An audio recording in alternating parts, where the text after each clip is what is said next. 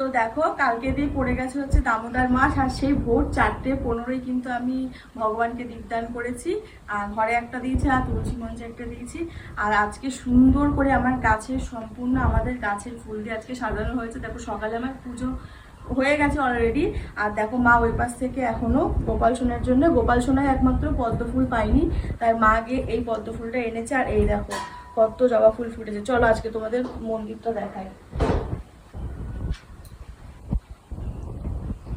এটা হচ্ছে আমার মায়ের গোপুসোনা, আর এই বড় গোপুসোনাটা হচ্ছে আমার। আর সবাই তো জানোই যে দামোদর মাসে এই ছবিটাকেই কিন্তু ছবিটিতে কিন্তু দীপদান করতে হয়। তো দেখো কত সুন্দর করে সাজিয়েছি, প্রত্যেকটা ফুল কিন্তু আমাদের গাছের। এরকম মহাদেব বসে রয়েছে। আর এটা হচ্ছে বলতে পারবে কোন ঠাকুর, এটা কিন্তু গঙ্গা মাতা, অনেকেই হয়তো চিনতে পারবে না, তাই তোমাদের একবার বলে দিলাম কত সুন্দর করে। আর এটা কিন্তু হচ্ছে বিশ্বকর্মা ঠাকুর। পুরো ফুলটা কিন্তু আমাদের গাছের, কত সুন্দর করে সাজিয়েছে দেখো।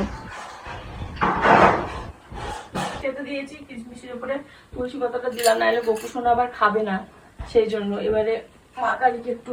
আর আমি সবসময় এইগুলো কেটে দেই, কেটে দিলে কি বলতো নোংরা হয় না, নাইলে খুব ময়লা হয়, সেই জন্য।